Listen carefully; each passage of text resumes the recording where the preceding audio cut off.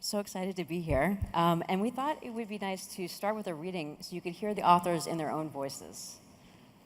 Am I going first? Yes, we can okay, go first. Okay. Is it my voice first? Just to set up, this is like the very first couple pages of my book. As he mentioned, it's called The Mango Tree, a memoir of fruit, Florida, and felony. And it centers on a 2015 incident where my Filipino mama used her BB gun to shoot at a man who she claimed was stealing mangoes from her yard in Robert E. Lee County, Florida. So the very first pages of the book kind of take us into the heart of that ordeal.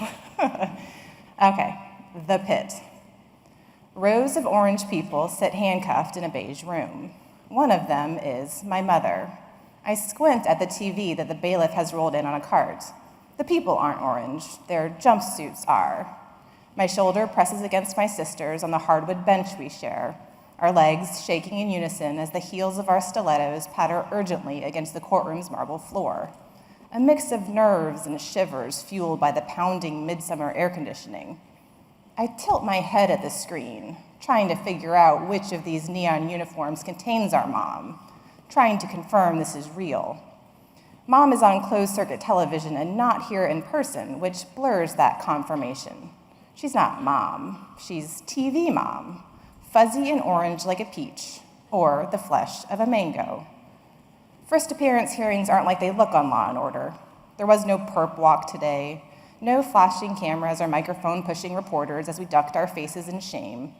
It's just me and Amber, sitting in a half-empty courtroom with my friend who's our attorney, and this blurry flat screen that plays our new reality. It shows a room speckled with inmates in the jail on the other side of the railroad tracks.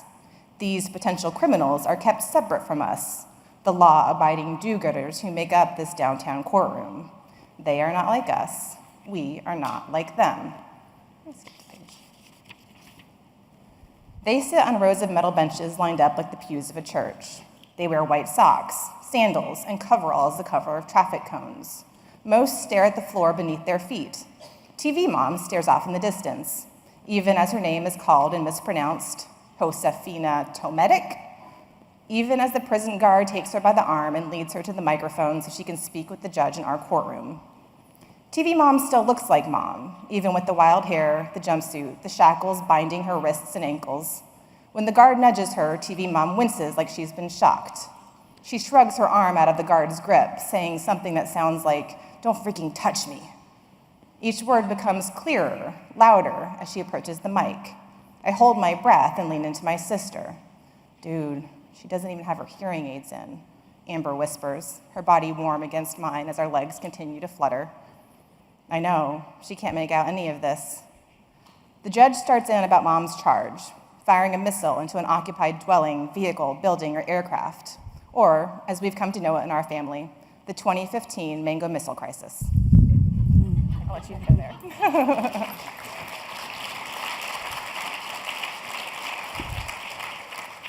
Thank you.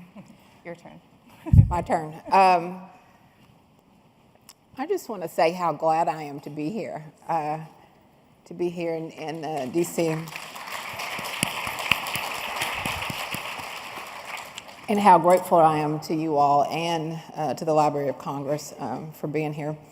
So Pray Song for the Kitchen Ghost is a book that travels.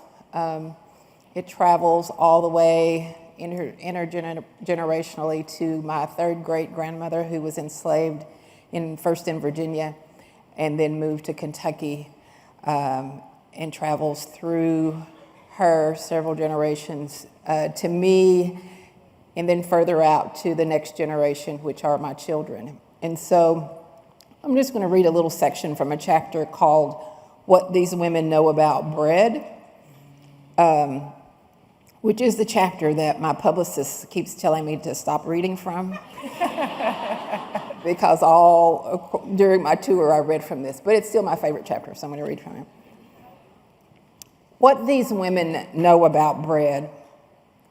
There is cornbread in my blood. I can make it in my sleep, but it's hard to give someone else instructions unless they are standing right beside me in the kitchen. Ron, that's my husband, Ron called me recently while I was away for a writing conference and asked me for my cornbread recipe. I hesitated, got a little angry that someone who has actually cohabitated with me for almost 15 years wouldn't know how to make cornbread. But then I remembered he's from Louisville, a city boy. Didn't your mama make cornbread, I asked him. He named 2 box cornbread mixes that taste like cake. Though I'm sure Miss Helen made a fine skillet of cornbread in her day. She's in her 90s now and no longer cooks, but she is a country woman too, born and raised on the Tennessee border down in Franklin, Kentucky. Never mind, I told him, just use the directions on the cornmeal sack. Come to my kitchen and we'll make cornbread all day. But every time someone asks me for the recipe, I flounder. I have to think about it. I want to say, just let me make it for you. But I was too far away to make cornbread for him.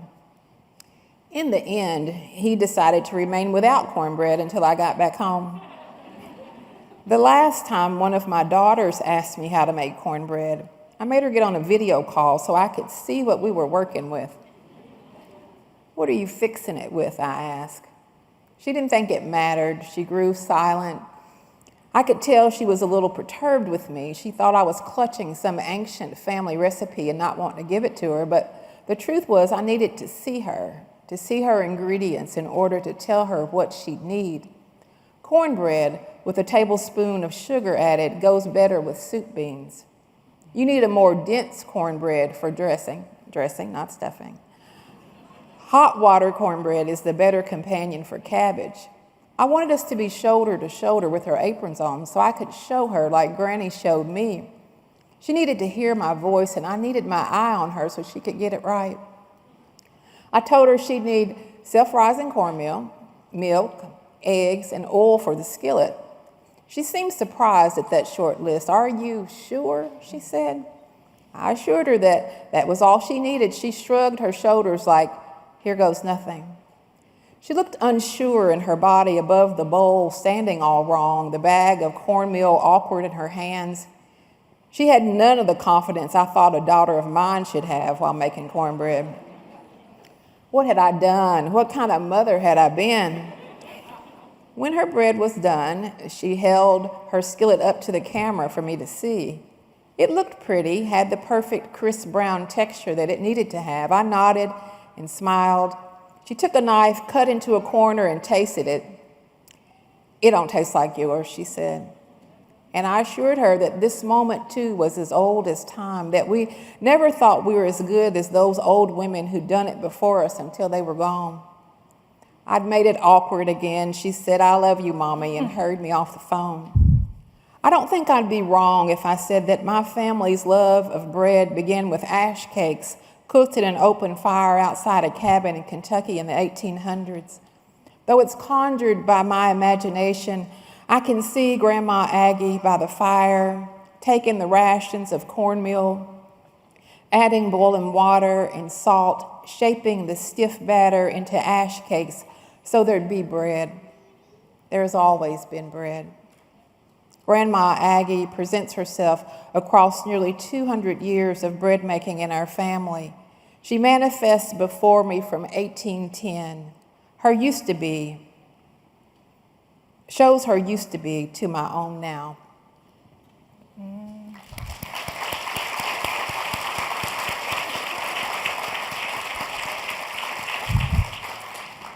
Well, thank you both for these beautiful memoirs and for sharing them with your families with us.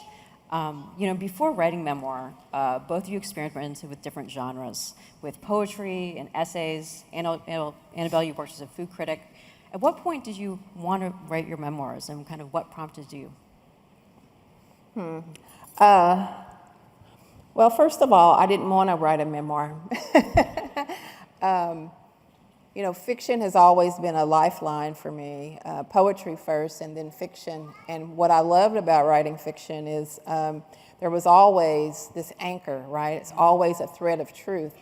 And for me, when you're writing something and you have that factor where you say, ouch, when it starts hurting, I was like, oh, okay.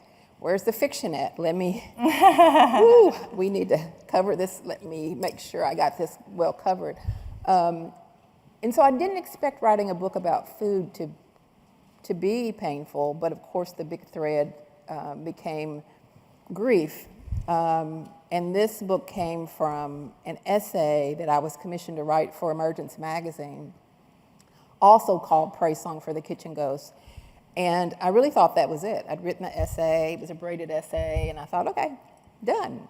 Until Ronnie Lundy, who's an Appalachian food cook, chef, and writer, said, I think you should look into this book, into this becoming a book. And I said, no. But eventually I did, eventually I did give in and ended up writing the proposal that became the book. Wow, yeah. So yeah, I worked in journalism for many, many, many years, and I joke, but it's like a half joke, that this book was a midlife crisis. And I think it was 2019, I had a job offer to become the restaurant critic for the Tampa Bay Times, which doesn't sound like a big deal. So their critic had just gone to the Washington Post, actually. And in journalism, that's how it works. Like, you start in a smaller market like Fort Myers, where I am still, and then you move to something like Tampa, and then you go to, ideally, a big market like the Washington Post or New York Times or something. And so it was my chance to take that next step, finally, after 14 years, 15 years. And we ran the numbers, my husband and my family and I, and it didn't make any sense to go to Tampa. And I was like, well, if I'm staying in this place where I've grown up and where I haven't managed to escape yet, as a half Filipino girl who's still in Fort Myers, Florida, like, what can you do? Like, what else can I do to kind of build a career, grow my career, just feel better about what I'm writing every day? Because at that point, I was reviewing the same restaurants over and over and over again, because believe it or not, it is not that big of a restaurant scene in Fort Myers, Florida. And so the midlife spiral kind of started of like, I'm 39, what am I doing with this? And then very naively, I was like, oh, you should try to write a book. I'm like, that's easy. And at first, it was a cookbook with essays, kind of like Praise Song for the Kitchen Ghosts. And my thought was that I could have these like quirky stories of my family and this very interesting, unique childhood I had with these recipes that kind of were tangential to these stories. And the lead for that was this, back in 2015, if you Googled mango shooter, the very first result was the story that my newspaper ran with my mom's mugshot right there. And the very second result was a recipe for an absolute vodka cocktail called the Mango Shooter. I was like, that's funny. Like, we're gonna hold on to that, because like one day it's gonna be even funnier than it is to you right now in this very traumatic moment. And I thought, it was kind of an irreverent idea of like these, very kind of quirky recipes with these essays. And I queried some literary agents, and they were like, we don't know what this is. And a very good friend of mine who is also a memoirist was like, I appreciate the recipes, but if we drop the recipes and connect these essays, you have a really powerful memoir. And I was like, but without recipes, it's not a cookbook. And she's like, yeah, exactly. It's not a cookbook. So here we are. Crystal, did you know that you always wanted to make a memoir that is also a cookbook? And how did you also decide which recipes to include that told stories of your families, and also which stories to include that kind of led to recipes? Well, we were talking about this earlier. My experience was the exact opposite. Like, being a literary writer, a poet, and a fiction writer, I wanted to stay in my lane. So I wanted to write a memoir or a collection of essays with no recipes. Or, in fact, I wanted to use my grandmother's voice to make the recipes, to hear her orally, because, coming from Appalachia, and being Black, it's like part of the oral tradition. And so there were no recipes that were proper. And so it was like, Granny, how do I make biscuits? And she said, well, you come in here now, reach down there and get that pot, get that bowl, put a dab of this, do this. And so I had them colloquially within the chapters. And Francis Lamb, when he bought the book, he was my editor, and he said, we kind of did a little struggle between us, as much as you can struggle. Francis has this very calming, soothing manner of an editor. So before you know it, you've done what he said to do. And he said, well, you want people to cook from it, don't you? And I said, yeah, I guess. I said, they can follow my grandmother's directions like I did. And he said, no, you want them to be able to cook in their own kitchens, don't you? And I said, So, of course, he won. And then, he's from the cookbook world, being with Clarkson Potter. And so he convinced me that we needed photographs of the food, albeit they're much more artful, I think, than standard cookbook photographs. And so I did win a little bit with the art. And then Bonnie Benwick, who worked here still lives here, worked for the Washington Post, became the recipe tester. And she actually tested my recipes and my grandmother's recipes and helped me turn them into something that you could take home and cook without me saying, oh, wait a minute, make sure you add a dash of this or that. Yeah. So that's how that came to be. But if you listen for the kitchen ghosts, I feel like it's going to taste better. You just like That's right. veneer out. Yeah, you still have to, you have to be present and be mindful of those who came before you while you're there in the kitchen, even with the recipe in front of you. Yeah. Well, you mentioned, memoir being a genre where you do have to be, there is pain and there's joy, but you have to, you have to be very present for it. And you both explore your family's pain and joy. Are there things that kind of surprised you in your research of your families or yourselves through this process? So many things. Yeah. I wrote a lot of the book in the pandemic times. It was summer 2020 and everything was shut down, and furloughs, my newspaper, we had 1 week a month of furlough where you could not touch your work, which is a very foreign place for me to live because not being able to do anything, work related for a week for every month for 3 to 4 months was like, okay, well, what do I do with that time? How do I invest that somewhere else? And so a lot of it got put into this book. And with everything going on in the world, it was like, why not also just visit the most traumatic moments of my life at the same time? Why not just double down on this trauma and just really put ourselves through the ringer? But it was not, in a weird way, it was nice because it encouraged me to reach out to my siblings and my titas and my titos and my uncle, everybody, and just kind of at that point, it was still kind of a cookbook, and it's a lot easier to tell your mom that you're writing a cookbook than it is to tell her that you're writing a tell-all memoir about her arrest. I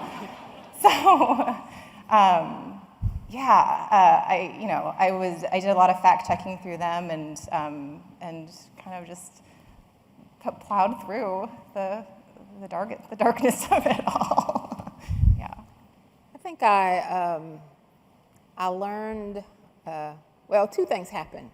I went from being a vegetarian to this ravenous meat eater through, again, I returned to the pork, there was a chapter called Hog Wild about pork. I probably hadn't eaten pork in 20 years before I started writing this book. And so I found that when I was revisiting my childhood and getting into the ways of the ancestors, I became very homesick for a home that no longer exists because of land loss. A place that had been in our family for hundreds of years that's owned by white people now. And so food became my conduit back to them. And so I remember during the pandemic, me, who hadn't eaten pork all this time, was running all over Kentucky with my mask on, trying to find things like souse and chitlins and things that I hadn't eaten for years. And I was like, oh my gosh, who have I become? What is going on here? This is not the time in my life at this age where I need to be going backwards in my health journey, but sacrificed for the book, for y'all. I ate bacon for y'all. So. And the other thing was my relationship with my grandmother. I thought I knew everything about my grandmother, and part of what I did was use the tools that were available to me as a fiction writer and a poet to step into the shoes of my ancestors. And I always thought of my grandmother as being my matriarch and never really thought of her as being a woman who got married at 14 and that she was a girl and what she possibly went through.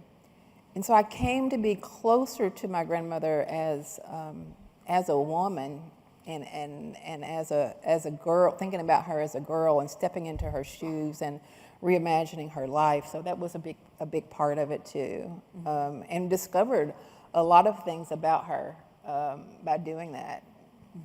You know, that she was not just my grandmother, just my mother's mother, but she was a woman in her own right, and who mourned for the loss of her own mother, and a lot of those emotions came up through those stories. Well, I think one commonality I saw in both of your books is that there's a lot of reclaiming your homelands through family and food. Crystal, you write about how Black communities in Appalachia are ignored and erased in history and today, even though your family goes back generations. And Annabelle, you start by writing, nobody is from Fort Myers, nobody is from this area, though you come to prove that you're deeply rooted there as well as you're in the Philippines. What was this process like, writing these books and kind of reclaiming these lands through your families and your... Well, Appalachia is really hot these days. We're a hot subject, Appalachians are. But I was thinking temperature hot. I think, yeah, watch the news. I'm there now. But for me, it's always been an issue. So for me, coming into this conversation, well before this present political climate and certain vice presidential choices and things, one of the missions, I think, it's not the only mission, but sort of an underlying mission of my work is to say, okay, Black Appalachians, we've always been here. And I've had friends who ask me about that word, like, why are you so adamant about claiming Appalachia when the base root, if you look in an old dictionary, it says white people indigenous to the Appalachian region. And since my family has been here, been in Appalachia since 1806, my viewpoint about that word and about that region is it belongs to me as much as it belongs to anyone else. So I'm going to claim it. And, we've been here since 1806. So I'm as Appalachian as that person who's a vice presidential candidate. My ancestors. I think it's interesting. And not to belabor that, but as anyone, I won't go into even though I already have, go into the politics of all that. But, I think mainstream America, when you say Appalachian, you think of one particular face or a series of faces. And Black people, indigenous people have lived on these lands as long, if not in some cases longer. And so I think that's part of what I was doing in here was the reclamation of that. For myself and for my people. Mm-hmm. I think it's interesting, just kind of, the Black immigrant culture crossover of, like, my mother was the person, like, Filipino nurses and Filipino healthcare workers are like the background, they're kind of the background of the hospital setting, and, the doctors and it's like we are what makes everything tick. We are the workers that make everything move and bring everything together and keep everything cohesive, but you're not supposed to be seen. You're supposed to just keep your head down and do your work and live the American dream. But speaking of like food as a conduit, I think, for sure that was my mother's tie back to the Philippines was, this mango tree, the dishes that she would make, that was her way of kind of going back. But also, she grew up in Metro Manila, so she didn't grow up in any kind of country scenario, but she had a grandmother who had land and who had trees and who had fruits that she could take whenever she wanted them. And I think that was always her goal, was like that self-sufficiency, to be able to do for yourself when everything else falls apart, to have these trees in your yard that are going to provide for you was, I think that was kind of her version of the American dream, because she wasn't going to get that in Metro Manila no matter how hard she worked. But she knew if she came here, there was a chance. Yeah. So when you steal those mangoes, you were stealing so much more than the mango. You're stealing this life that she'd given up and these sacrifices that she had made and all these things. So, and going back to the previous question, that was a lot of what I started to kind of allow myself to learn and understand about my mother, is that she's a lot more than just this overbearing force that was so present in my childhood and so there. But yeah, there's these layers and these nuances to her that I've grown to appreciate. Yeah. When you talk about not being seen, too, I think there's elements of both your books about how cooking and especially growing your own food gives you a sense of agency and a sense of control. And you were talking about even with the communal stew pot, the cook decides what goes in, even if you're an enslaved person. And I thought that was very interesting how you both your families are able to kind of regain some of that power through food. Did you find that in your research? Yeah, I think that as someone who's first generation as far as college education is concerned, there's a thing in Appalachia about not getting above your raisin. And so I think that for the longest time, so many of us have pressed against, for example, my grandmother was a domestic worker and a cook. And so for the longest, even she wanted me to go beyond that. So I was spoiled rotten. I cooked because I wanted to, not because I had to, because that's how she set my life up to prepare me. She ironed my clothes before school. I was just a mess, but I was really a brat and spoiled. But I realized that she did that because she wanted me to concentrate on education. She didn't want me to milk the cows. She wanted me to read, which I could read before I even went to school. I could read before kindergarten because of that push. But I think that through writing this book and communing with my ancestors, because it was much more than just writing about them, Grandma Aggie, who was my third great grandmother, who of course I never met, when I found her, everything switched on for me when I found her. She came through all those generations. I was at a writing retreat in Florida, and I was walking, found her, and I went to sleep, and I woke up, and she said to me, I hear my mother calling me, but not in your language.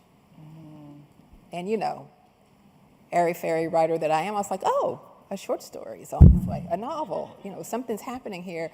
And I had to just get quiet to listen to the spirit, to figure out what to do with that. And I'm saying all that to say, to answer your question, is that there is an agency. There was an agency then, I believe, in her household. Like my third great grandfather, Tarleton, who was white, gave her, deeded her things from the household. He deeded her feather bedstead, pots and pans.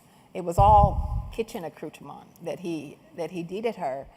And in my imagination and in my spirit, I think that was a move precipitated by her saying, you own me, you own our 10 children, what do I own? And he actually went to the courthouse and made it legal that she owned everything inside the house and later land. And I see that as, it is what it was. Don't get me wrong, enslavement was enslavement, but I see that as her finding power in what she did in that kitchen. And I think about that now, my daughters and my son have a choice of whether they want to cook in the old ways, and I write about that a lot in here. And there's agency in that, but there's also agency, I think, in providing for your family. The kitchen is the center of the universe, really, in most households. And some of those are ran by men now, but in my time, the kitchen was the center of the universe. And the men got out of the way. Like, that's where you learn things. Like, all my lessons, not just about food, but that's where I learned how to be a woman, was in that kitchen. And what women do, what men do. I had my spiritual lessons. I got my hair done. It was the center of the universe, the kitchen. And so that's how I like to think about it even now. As a professor and as an academic, like, still, the kitchen is the center, or can be, the center of the universe. Mm-hmm. I'm so wrapped up in what Crystal's saying. I was like, it's Crystal Wilkinson, guys. I totally forgot what the question was. We were talking about how kind of food is a way to, you find a sense of agency and Oh, control. yeah. And I know with your mother in the book, control is a big topic. She does like to have complete and total control at all Yeah. times. I mean, it's talking to my children. You know, I try to work with them to make them somewhat competent cooks. You know, like we're at like the eggs phase. You know, we're still like fairly simple stuff like eggs, and we're doing some baking and things like that. But there's so much freedom that comes when you know how to make food for yourself. You know, and then that extends to growing the food for yourself and things like that, which, you know, are less feasible these days, unfortunately. But I think that was, you know, as I just mentioned, a huge goal of my mother's was to be independent and to have everything she needed in the confines of her yard, where she wasn't having to go to anybody or worry about anybody or ask anybody else for anything, because she had complete control and also complete agency over her food. Well, in both your books, you know, at some points you kind of push back against your family, you know, traditions and your cultures, whether it's, you know, becoming vegetarian from a family that raised and slaughtered pigs and chickens, or, you know, denying some of the Filipino foods that might be considered strange to kind of assimilate towards white culture. And Annabelle, you mentioned to me that it was kind of about like eating your way back to who you were. Oh, yeah. And what was that like? Yeah, I have so many regrets from my little kid self. I was such a jerk. You know, there was a very vivid memory of, and I think Amy wrote about this too. Amy couldn't be here today, unfortunately, but when I was reading her book, Bite, Bite, Bite, I was just like nodding so many times and so furiously. But there was definitely like a Domino's pizza moment, you know, in my childhood where my mom, it's my birthday and we're having friends over and she's making pancit and lumpia and the house smells amazing, and I am just like, we have to order pizza. Like, I just want to order pizza. And she was like, why would we, like, pizza's not gonna bring you long life. Like, pancit noodles will bring you long life. Like, and it's so true on so many levels. Like, Domino's pizza's not gonna save anybody's life, but pancit might. And, you know, there was just a lot of those moments of just wanting to fit in and wanting to, you know, assimilate. And then you grow up and you're like, oh my gosh, what an idiot. Like, I'm so stupid. And, you know, trying to now figure out, you know, exactly how much is a dash when it comes to the fish sauce in the certain recipe, and exactly what is the size of the pinch of the, you know, tamarind that she puts into the sinigang and things like that. So it's been a long kind of process of trying to reclaim those poor childhood decisions of mine. Yeah, and I think you speak that as well, as that you wish you had had these moments. You would take back these moments with your grandmother, or find these recipe cards, or listen to her while you're foraging. Did you find that you were able to eat your way back to those moments? Oh, definitely. I think I've eaten back, and I also feel like that I have atoned for my brattiness and for my, you know, my grandmother was still alive when I became a vegetarian, and I remember her just, you know, that was how she showed love, and she would always cook. You know, I was a young single mother, and just wore out living in the city, taking care of these 3 kids, and when I'd gotten divorced, and I would go home, and my grandmother would put me in the bed and cook for me. She would not let me get up, and she'd say, you need to rest. I'm going to do this. And I could hear my kids, and I'd be in the bed, and she would bring me food, or she would get the food cooked, and she would invite me in. So that was early on. And then there was a period of time when I became all hippy-dippy, when I became a vegetarian, and she would cook, and I'd say, oh, Granny, I can't eat that. You know, I just cannot. You know, cannot touch my lips. I'm a vegetarian. You know, I went through all of that. And she'd say, and she just did not understand. And she'd say, well, a little meat ain't gonna hurt you, just a little bit. It's got a little bit of pork in that. It'll be fine. And, you know, I regret that. And and I don't dare. The only things that are off now are I'm allergic to fish and shellfish.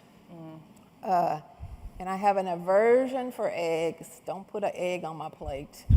But I will eat people's food because I feel like it's respectful to do so. And that's a deep regret that I have, that I did not eat her food because I was so into my whatever I was into. I was deep in it. My sister made a vegan my sister went through a vegan phase, and she did a vegan lumpia, and my mother would not touch them. She wouldn't even look at them. She was so disgusted. And then we snuck them into the regular lumpia platter, and she had one by accident and didn't realize it and enjoyed it. And we were like, so we still haven't told her because she's still. Well, you both, have talk about your parents and grandparents. They grow food and cook out of necessity to feed and provide. And then your generation comes along and has more education, more options. It's like, the children of need versus the children of plenty. And you're both mothers. What do you see for the next generation in their kind of relationships with food, or what would you like to see? And also how they kind of come back to your family recipes and cooking traditions. Well, I think that, I don't know if this relates to it just comes to me to talk about this, is that I think that all of our comfort foods were the previous generation's struggle foods. And so I'm mindful of that as I work with my children and my grandchildren. And I've decided that if they can make, being from where I'm from, if they can make biscuits and greens, then they'll survive. Like that can be their survival food. If you can make some kind of bread and you can make one dish that will sustain you, those are the two that I'm requiring. That's the test you got to take in my family. Can you cook some biscuits? Can you make a pot of greens? And they can be meatless greens. That's the recipe I have in here, meatless greens. But I think it's important, to me, part of the journey in this book, the trajectory, is that I come to the fact that I'm okay if my kids don't, that I have carried this, it's almost a weight, but it's a beautiful weight of feeling like that I have to honor my grandmother by cooking like she did. When my grandmother died in 1994, it was me, my mother, and my 3 children, and I felt as if my grandmother always cooked for 25, she had 25 grandchildren, 7 children, and then their significant others. And that's how I grew up cooking. So that first Thanksgiving after my grandmother died, I was like, oh my gosh, I gotta cook for 30 people. There were only like a handful of us, but I was like, I gotta do this. And I think I'm okay with it now. Like, I worried that my daughters wouldn't carry on the tradition. And I asked them in here in the book, and one of my daughters said, during COVID, they were on video, and we cooked Thanksgiving, a big Thanksgiving meal together. And it was the first time they had tried to prepare such a meal. And one of my daughters was like, oh, hell no, I'm not doing this. Like, my feet hurt. This is just, I'm not going to do this. And I cried. I didn't let them see I cried. I was like, oh my gosh, is it going to stop now? Is it not going to go forward? Of course, since then they've come around. My daughter and her girlfriend did Thanksgiving this past year and did such a beautiful job. She used the book. She called me. She asked questions. I cooked a secret meal just in case. But she did a beautiful job, and they've decided that they will carry some things forward and some that they won't. And I think that's wonderful. Yeah. I think that you have to, I believe in the concept of Sankofa, even with food, of reaching back. But I also believe in moving forward. And the ways that they decide to innovate will be what they pass on to the next generation. Yeah. I'm very encouraged by, so social media, for better or worse, has a way of democratizing foods. And so my kids have interests in all kinds of foods that I did not ever consider eating as a child. You know, like, kids love Indian curry. They love kimbap. They love kimchi. My daughter just the other day was like, we have a big thing of kimchi, which is Korean and not Filipino, in our fridge, and she's putting it in her lunch. And I was like, the whole, trope of the stinky Asian kid lunch, like, she does not care. And I was like, I didn't say anything, but afterwards I was like, how was your lunch? She's like, good. And she's like, did anyone try your kimchi? She's like, no. No one made fun, it's everything's kind of changing, and I feel like there's so much more openness. My kids are 14 and 10, so they're still relatively young. But they're open to everything, like they want to try different things, not because their food critic mother told them about it, because they saw it on YouTube or they saw it on TikTok or they saw it on whatever. And I love that, like, I like that, and it gives me hope that if they are open to that, and that if I can kind of wedge a few basic cooking skills in there, that they might do all right, you know? Yeah. And I thought it was interesting, too, in your book when you talk about sorghum and how these, some of these ingredients that were kind of ingredients of struggle are now kind of trendy, and people have them pop up on menus. And same thing, with Filipino food. It's obviously there's... It's having a moment, yes, for sure. exactly. Yeah. But it's also, you probably must be like, yes, we've been doing this the entire time. Yes. Yeah, no, it is. I did an event in Orlando, and there's another one coming up at Kaya, which is an amazing Filipino restaurant if you're ever in Orlando. And just the fact that there's a Filipino restaurant in Orlando, Florida, that's been recognized by the Michelin Guide now and the James Beard Foundation, and that was unfathomable 10 years ago, 15 years ago, and it's beautiful to see. Like, it's so good to see. Yeah. Yeah, I think it's beautiful. It's also tickles me sometimes to see, like, to go to a fancy restaurant and they've got paw paw pie or something. I'm like, well, okay. All right. A $30 slice of paw paw pie. All right. With a paw crumble and a paw reduction. Paw 3 ways. Well, kitchen ghosts and family ghosts, loom large in your memoirs. And I was wondering if you could talk a little bit about these ghosts, who they are to you, and how kind of food has helped you translate lost and connected with them. I think food has been a big part. My mother died in 2016, and my mother was not the cook in the family. Like, I did all the cooking. My mother did not know how to cook. There are reasons for that. She suffered from schizophrenia, and she tried to cook a few things, but we were like, no, Mama, that's okay. I'll take over. But I think that's one way that I grieve and one way that I commune with them. I just think about, like, when I'm making bread, sometimes I'll look down and the movements of my hands and see my grandmother's hands. And I think, okay, there she is. I'll see it's the exact same muscle memory because I learned it from her, and I was there so close to her that my hands will move the same way. Or the way the light comes into the kitchen, warm, pool on the floor, will take me straight back to my childhood kitchen. And so I think that it's a way to keep my people close, to think about their food ways. And even though my mother didn't cook, there were foods that she loved.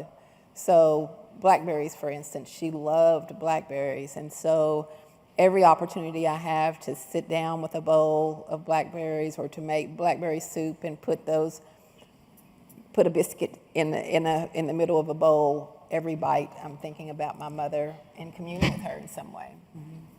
I read your blackberries chapter, and it was, if I took this and just Control F blackberry and then substituted mango, same exact feelings, those same exact memories, and like those very visceral kind of feelings come about when it's mango season and you're cutting into that very first one. We talked about this, but I think being half Filipino, half white, there's this kind of thought of like, I don't know if the ghosts know where I am anymore, like maybe my ghosts are still in Manila, like eking out, doing their ghost thing over there. But then I start making these dishes, and I'm like, oh no, they're here. You know, like, yeah, my Lola's here. She's there in the background. My Lola wasn't a cook either, because I do think it kind of skips certain generations. But and then going back to the Philippines, which is like the very, very end of the book, the epilogue, I was able to take my kids back in 2022, and there was just certain things, watching my mom's sisters and her great aunts who are still alive, like watching them cook. I was like, oh my gosh, like that is it. Like that is the same, movement my mother does. That's the same, the same little like flick at the end of the lumpia to get it to shut. Like that's the same thing. And you realize that like they've been with you all this time, even though you maybe weren't. I might have been listening to New Kids on the Block instead of paying attention to them, but they were there. Yeah. Yeah. Well, we only have 15 minutes left, and we want to have the audience give them a chance to ask you questions. So if anybody has questions, to come up to the microphone here, and we would love to hear from you. Yeah. Yeah. Don't be shy. Don't y'all all run? Rush the stage. We need to get all of her recipes. All the rest of the recipes that didn't make the book. That's my first question. Hi. Hi. Hi. I'm so honored to ask you guys a question. Thank you. So I'm a person who is distanced from my religious community, my Jewish community, because of my personal beliefs, because of who I am born as and who I choose to be. But I feel a connection to that community when I cook, when I use my cultural recipes, when I do like the latkes the way that my nonna taught me, and make the matzo ball soup the way that my grandfather did. And so I just wanted to ask if like there's ever a feeling of connecting with something that's lost, not because of death, but because of just the things that happen in living life that take people away from us. Like incarceration has taken family from me that I connect with by cooking, and just ties that are broken just because of people can't agree with each other, can't live with each other, but you still have something in common. Like I don't talk to my mother, and that is a big wound for me, but we still cook the exact same like pot roast every St. Patrick's Day. We're cooking the same exact meal, and I feel the echoes of her hands in my hands.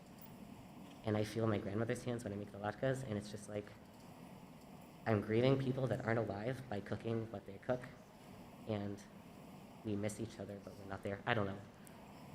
So yeah, do you guys relate to that at all? I do 100% think that, I think what you're saying is kind of that despite fractured relationships, the food is kind of the through line that keeps the family, keeps traditions going, keeps certain traditions going. And I agree very much so. My mother and I have kind of mended our relationship, and that isn't true for others. My sister and her still don't speak to this day, but my sister is probably in our family the person who's most adept at her cooking, which I think there's a reason for that. I think that was her way of claiming a connection when she couldn't talk to her. Is like, well, I'm gonna, really kind of figure these things out and really kind of do them on my own. And I don't know if she would say that she was trying to connect, but from my vantage point, I was like, I think that's how you do it. That's how you keep those things going. Yeah. Yeah, and I think it's a safe way to love. Yeah. You don't have to compromise. What you don't need to compromise, but it's a way a safe way to love through cooking. Thank you so much. Yeah. Thank you. Well, we can alternate sides. I really didn't have a question. I just wanted to be up here in y'all's presence. Crystal, you said something earlier about how you lived in fiction, and when the grief came up for there, like you can cover it up. How did you deal with it when you transitioned to the memoir? I didn't. I had to live through the grief, but I think that I very much use the tools of fiction to give my ancestors a voice, especially when Grandma Aggie. I think that she's a stand-in. Like this book is about my family, but she becomes a stand-in for the tens of thousands of Black women who did not have agency or voices. And so instead of me just writing about her, it was very important for me to allow her to stand, because there's points of view, first-person points of view from her. You know, she's been gone a long time, but she's still here. And so allowing her her own voice and her own agency to step forward to tell me her story was important for me to leave it on the page in that way. And she represents all of those tens of thousands of black women who were enslavement and were enslaved and could not tell their own stories. And I asked that question. I'm doing family identity research for my doctorate right now, and I'm looking at 5 generations of my family on my maternal side and 6 generations on my father's side. And I'm more so focusing on educational identity. And I know that's nuanced the way you look at it. That can include food and I get stuck in a lot of places where I go and I'm interviewing my grandmother and they're like, I don't know. We didn't ask questions. We didn't know you stayed in a child. And so I get stuck, and that's where the grief lands for me. So it's something. Yeah, I mean, I think you can use, have you read Sadia Hartman? I have, yes. Yeah, so I think that Sadia Hartman's idea of, what is it called when she talks about the memory, Alexis? Yes, critical fabulation. Yeah, I think that using that technique is what we have to reclaim our identities. And shout out to Chicago State. I did an MFA in creative writing Ah. at Chicago State. Yeah. Hi, kind of following up on that idea of identity as someone who is an immigrant to this country and struggles a lot with how I see what is my authentic food and how do I deal with the lack of ingredients or not having those exact ingredients that I grew up around. I wanted to ask you about how do you deal with this, because like there has been an uptick of certain ethnicities getting popular, and now you have all of these, I'm gonna say, experts coming out and dictating, well, no, this is the right way to do it, and this is the correct recipe. So I guess the question of if the kitchen is the universe, and the food is the memory that you're trying to pass on, how do you deal with trying to pass on the memory that some people are now trying to claim that they know better than you, even though they've not maybe lived that experience, or maybe they did it, but in not the same way that you did. Right. Thank you. There's been some very clever food writers who have written about authenticity and like the trouble of the word authenticity, because what's authentic to my mother in Metro Manila is not going to be authentic to somebody who grew up in the south, of the Philippines, and is not going to be authentic to somebody who grew up in Fort Myers, Florida, with one Asian store over the bridge next to the Little Caesars in North Fort Myers. So, I mean, I think that authenticity comes from listening to the ghosts in a little Yes. bit, Yeah. It comes from making do with what you have and kind of honoring what feels correct to your family and to yourself, but also understanding that the story moves forward, and you aren't where you were before, and you're here now, and so, you do have to substitute some different things. We always called it cheeseburger lumpia, because it was like ground beef and cheese in there, and it was delicious. But, I think if you took it to a lot of people, this is not authentic, and, well, it is what we grew up with, though, so the idea of authenticity is, I think, a really challenging one, and perhaps an invalid one in a lot of ways, but I don't know, yeah. Authentic to you is not authentic to, authentic to you. Yeah, authenticity, I think, is like memory. Like, Right, yes. it's opaque, right? So your memory is your memory, just like your truth is your truth. So your food is your food, and it's authentic because it's yours, or your interpretation of it. Yeah. Thank you. I do agree, though, especially like fusion and authentic. Oh, yeah. It's very loaded. Yeah. Thank you so much. Yeah, thank you. I have a partner who has a disorder where he's allergic to meat. I'm from Appalachia as well, and I want to help him understand the ghost that I'm feeling in my kitchen when I'm making things like my grandmother's fried chicken that he can't eat. Do you have any recommendations for helping bridge the gap of understanding of what these meals mean to me?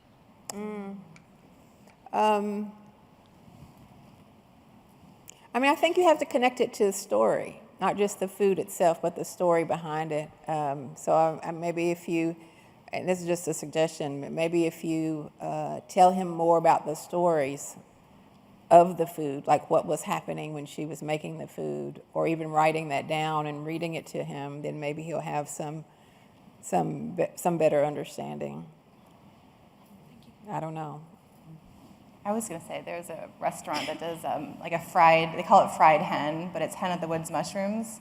It's a very similar technique to a fried chicken, and that's a recipe that could bridge those gaps too, perhaps. But yeah, thank you. Hi, I have a very simple question. How does food inform your metaphor? My memoir is entitled Migration Memories. And what I do is talk about the women in my family. The men I did not leave the kitchen. So I saw the long plume of hair of my aunts, and they reminded me about Jim Crow. They said, well, you better stop messing with them white girls. Now, you can do that in New York, but you can't do that here. Mm-hmm.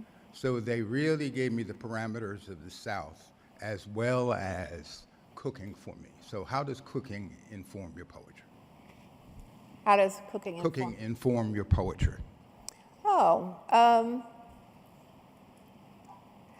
I think metaphorically, right? I'm always saying I got a poem cooking, and it's the same thing. Or I have a story cooking, Right. And what I mean by that is not just, there's the distillation, like having a stew and having to boil it down to its essence. So I use a lot of the same metaphors, and it's the same process for me when I'm writing That's beautiful. as when I'm cooking. I do also like that idea where they say like the writing isn't just the writing is the thinking, and the writing is the contemplating. I feel like that's also true with cooking. Like the cooking isn't just the standing at the stove and twirling the ingredients together. It's like those moments in the car where you're like, oh, Spam, oh, that recipe needs just like a little bit of Spam, or like, oh, that recipe needs a little bit of pepper, and those kind of moments just to kind of allow yourself to think and allow it all to come together, allow it all to percolate. Yeah. And Thank you very much. Yeah, and I think cooking is meditative too. 100%. Yeah. Absolutely. Yeah. Thank you. Hello. I grew up in an immigrant household. My family is from Sierra Leone in West Africa, and I didn't really learn any of the recipes that I grew up eating. I don't really know how to make okra soup, but I've recently learned how to make gumbo, which is an evolution of okra soup. Mm-hmm. And in reflecting in that, it kind of helped me understand the evolution and the experiences that my ancestors went through. So do you have any examples or memories of recipes that have evolved and how that helps you understand the history of your people? Yeah, so in the Philippines, there's a dish called kari-kari, which is like a play on curry. And whenever you do anything twice in Tagalog, it means it's better. So kari-kari is like curry, like really good. And my mom hadn't made it in years. And so she's unfortunately suffering from vascular dementia, and I've been trying to work to, get these recipes as much as I can. And I made a recipe out of a very different cookbook that she never owned. And she ate it, and she was like, where did you get my recipe from? And so I was like, oh my God. And I don't, so I feel like those ties are still there, even if the recipe isn't exactly the recipe that your ancestors followed. Like those, it's still there. It's still in the food. It still exists in those, that meditative practice of putting it together and seeing what comes out of it. Like it's still there. Yeah, it's intuitive, it's ancestral, it's ancestral memory. So if you focus on it, it'll come back. People are always like, well, my mother died when I was 4, and so I don't know. People find that they don't think they can connect with their kitchen ghost. Mm. But I think you can, just from that ancestral memory. It's like in the blood, in the spirit, and if you give into it, put up some photographs, put on some music, they'll be there. Like, come on, let's go. We're gonna make this okra stew. We have time for one more question. So I am a huge fan of your first poetry collection, Perfect Black. And originally my question was, can you just elaborate on your relationship between the poetics and food writing? But the gentleman before me kind of already asked that. So I'm going to switch it up a little bit. And for both authors, can you just talk about any surprising discoveries you made or any epiphanies you had when you were writing your book? And did they inform your writing process to really share that on the page? For me, this book was I came upon this when I wrote The Birds of Opulence, my novel, which was right before Perfect Black. But I've decided, and this book is like the first practice of that, my poetic self, my nonfiction self, and my fiction self don't live in different houses. They are continually in the same body, in the mind, together. And that's how I will write from now on until I die. Like I used to put them, decompartmentalize them. It's like, okay, essayist, I need you. Come on, girl, let's do this. Okay, poet. And now I don't separate them. They're always present. Yeah. I will say, coming from a journalism background, the whole memoir process was very uncomfortable, which is why I called it a cookbook for far too long. But I was very good at writing scenes. And so when I went to my agent first, I had a lot of scenes, and a lot of her edits were like, well, what does this mean? And I was like, I don't know what it means. Like, you read it? Like, what do you think it means? And she was like, no, you have to tell me what it means. And the same thing with my editor. Like, of all the edits, I think half of them were just question mark, question mark, question mark. Like, what does this mean? And so there was a lot of digesting that I had to do. And I think one of my big takeaways was just, how much I was flattening my mother and how easy it was for me to just look at her as this very two-dimensional person who is always angry and always trying to control things. And then you step away a little bit and you turn and you see all these contours of like, oh. Like there's so much more there, and I'm so grateful for that epiphany for sure. So thank you. Well, unfortunately, we have to wrap things up. We're out of time, but I know there's going to be book signings afterwards, and maybe people can sneak some questions in then, and definitely reach out to you on social media or email as well. Yeah. Thank you all so much. Thank you all. Thank you.